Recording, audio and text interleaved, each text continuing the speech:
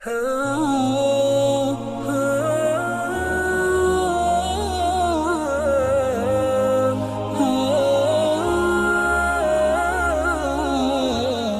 سب plan کر کے تو نبی کریم صلی اللہ علیہ وسلم جو ہیں وہ واپس اپنے گھر میں چلے جاتے ہیں۔ اس رات نبی کریم صلی اللہ علیہ وسلم جو ہیں وہ حضرت علی رضی اللہ تعالیٰ کو انسٹرکٹ کرتے ہیں، now he is the second main, کہ جس کو نبی کریم صلی اللہ علیہ وسلم نے ہجرت کرنے سے روک دیا تھا۔ ان کو اب نبی کریم صلی اللہ علیہ وسلم کا ایک عجیب سا رشتہ تھا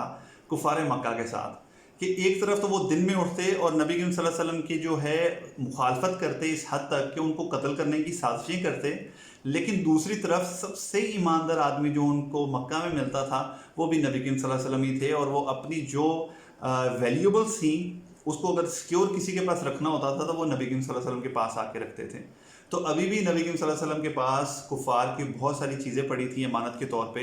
جو کہ ان کو ریٹرن کرنی تھی، اس کے لیے انہوں نے، اور نبی کریم صلی اللہ علیہ وسلم کو بھی اس کی اتنی فکر تھی کہ انہوں نے اپنے سب سے قریبی جو ساتھی ہیں حضرت علی رضی اللہ تعالیٰ عنہ، ان کے کزن بھی ہیں، ان کو روکا کہ آپ یہاں پہ رکیں گے اور آج کی رات آپ میری جگہ پہ سوئیں گے، اور صبح آپ یہ ساری جو امانتیں ہیں قریش کی ان کو ریٹرن کر کے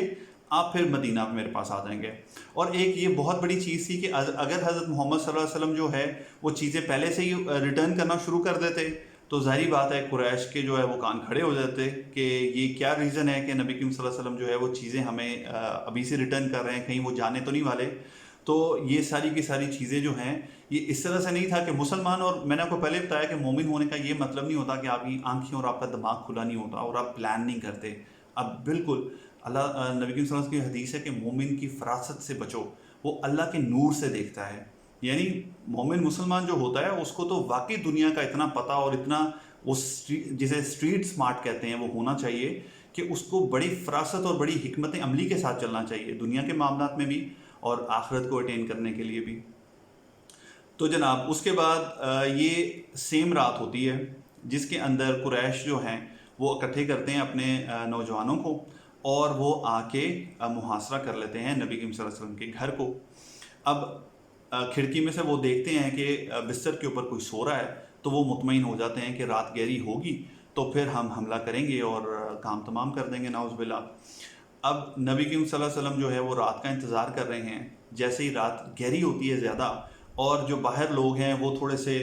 لیزی ہونا شروع ہوتے ہیں، رات کا وقت اور سونے کا سب کچھ، اس وقت لوگوں کو ساری رات جاگنے کی عادت نہیں ہوتی تھی نا، سارے سو جاتے تھے جلدی، تو پھر وہ لوگ بھی تھوڑا لیزی ہونا شروع ہو گئے، اور نبی کریم صلی اللہ علیہ وسلم جو ہیں اللہ تعالیٰ کی انسٹرکشن سے اس ٹائم پہ وہ پھر گھر سے نکلتے ہیں۔ نبی کریم صلی اللہ علیہ وسلم جب گھر سے نکلتے ہیں تو وہ روایات میں آتا ہے کہ وہ سورہ یاسین کی آیت جو ہے ان کی تلاوت کر، تو نبی کریم صلی اللہ علیہ وسلم جو ہے وہ یہ آیات کی تلاوت کرتے کرتے جو ہے وہ نکلتے ہیں گھر سے، اور ہینڈ فل آف سینڈ یا پھر جو بھی مٹی ہوتی ہے وہاں پہ وہ لے کے وہ ہوا میں پھینکتے ہیں،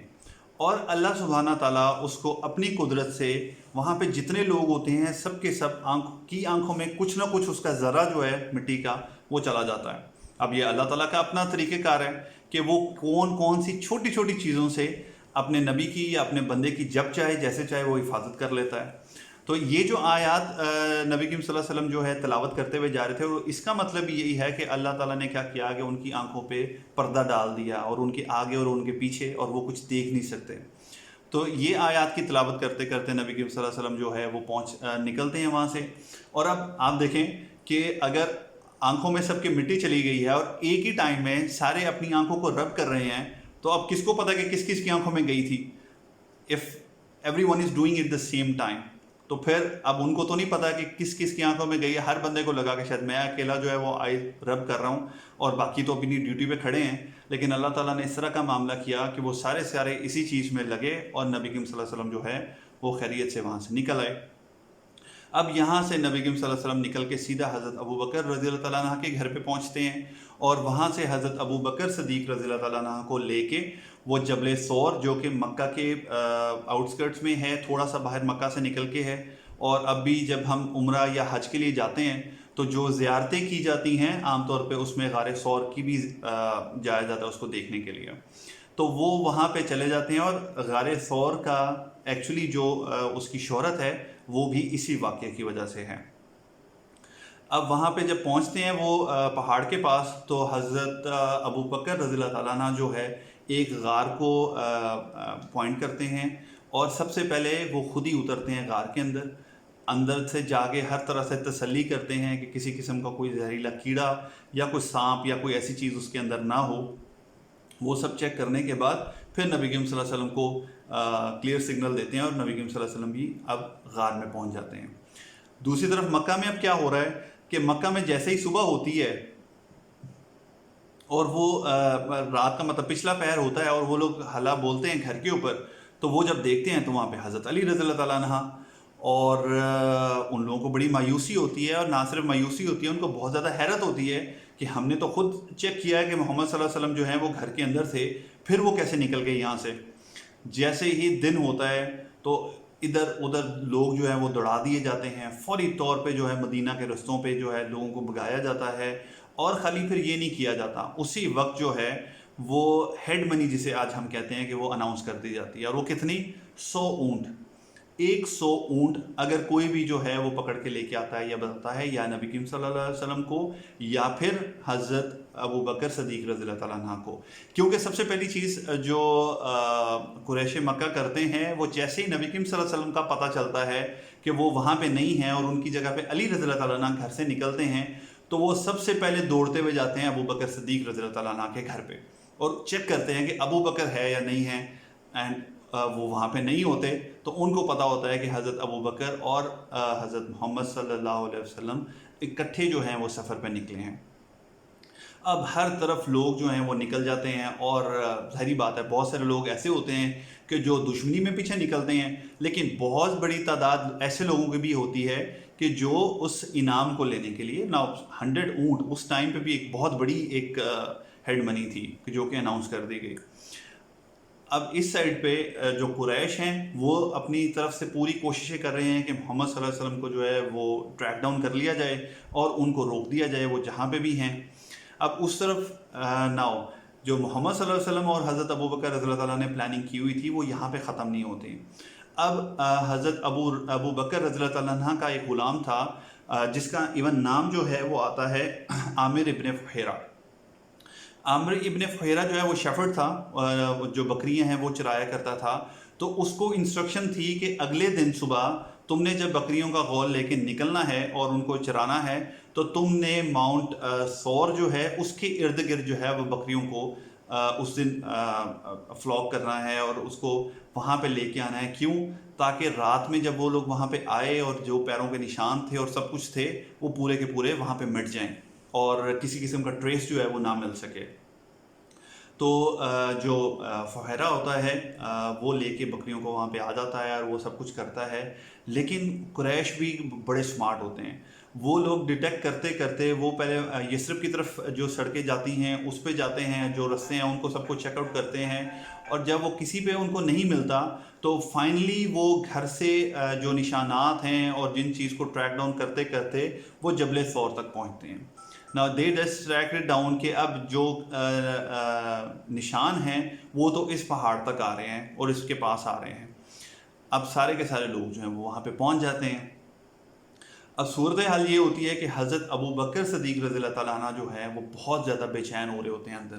کیونکہ وہ جس پوزیشن میں بیٹھے ہوتے ہیں وہ غار تھوڑا سا نیچا ہوتا ہے۔ اب وہ لوگ بیٹھ کے جو آنے والے لوگ ہیں ان کے قدم جو ہیں وہ دیکھ سکتے ہیں، اور ان لوگوں کے درمیان اور ان کے درمیان صرف اتنا فرق رہ جاتا ہے کہ اگر وہ صرف جھک کے دیکھ لیں کہ غار کے اندر کیا ہے تو ان کو پتہ چل جائے گا کہ یہ یہاں پہ چھپے ہوئے ہیں۔ اب آپ خود جو ان کی انگزائٹی ہوئے گی اس وقت اور جو ان کا خوف ہوئے گا یقیناً نبی کریم صلی اللہ علیہ وسلم کے لیے کہ وہ اب اس قسم کی چیز میں پھنس چکے تھے کہ اب بالکل دشمن جو ہے وہ سر پہ آ کے کھڑا تھا۔ اس وقت اللہ تعالیٰ نے قرآن کے اندر جو ہے وہ آیات نازل کی، کیونکہ حضرت ابو بکر کی بے چینی نبی کریم صلی اللہ علیہ وسلم دیکھ رہے تھے، حالانکہ نبی کریم صلی اللہ علیہ وسلم جو ہیں وہ ان کی نسبت بہت پرسکون تھے، لیکن ایون ان کی جو بے چینی تھی اس کو دور کرنے کے لیے اللہ تعالیٰ قرآن میں نازل کرتے ہیں اذ ہما فی الغار اذ یقول لصاحبہ لا تحزن ان اللہ معنا۔ اور جب وہ غار کے اندر تھے تو انہوں نے اپنے صاحب سے کہا، کیا کہا؟ لا یحزن، غم نہ کرو اور پریشان نہ ہو، ان اللہ معانا، بے شک اللہ ہمارے ساتھ ہے۔ اب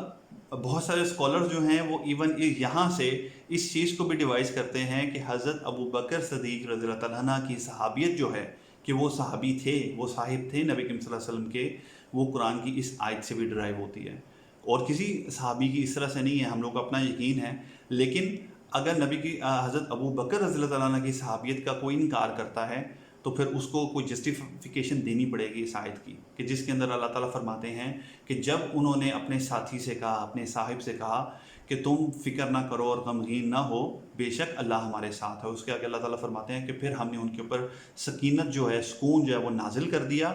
اور ہم نے ان کی مدد کی ایسی آرمیز سے کہ جن کو کوئی دیکھ نہیں سکتا تھا، جن کے بارے میں کوئی جانتا نہیں ہے۔ اس کے بعد آگے دو بہت ہی مشہور جو ہیں چیزیں وہ مینشن ہوتی ہیں، اور میں آپ کو یہاں پہ یہ ضرور بتا دوں کہ جو سیرہ ہے، جو نبی کریم صلی اللہ علیہ وسلم کی لائف ہے، اس کے دو سورسز جو ہیں وہ ہمارے پاس ہیں۔ ایک تو ہے جو نریشنز ہیں، جو کہ احادیث ہیں، پراپرلی کمپائل ہیں، اور پوری کی پوری فل چین جو ہے وہ ہمیں اینڈ تک ملتی ہے، اور دوسری جو ہے سورس وہ ہے ہسٹری بکس کا۔ ہسٹری بھی تو کمپائل ہو رہی تھی نا، تو ہسٹری کے اندر بھی بہت ساری نریشنز ایسی آتی ہیں کہ جن کے بارے میں ہمیں اس طرح سے اوتھینٹیکیٹڈ جو ہیں وہ ان کی چینز کا نہیں پتہ، لیکن بہت سارے جو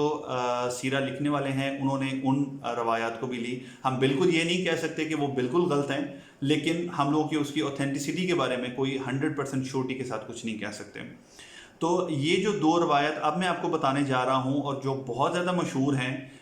یہ بیسیکلی ہسٹری کی بکس میں ہمیں ملتی ہیں، یہ کسی بھی حدیث کی بک میں ہمیں نہیں ملتی۔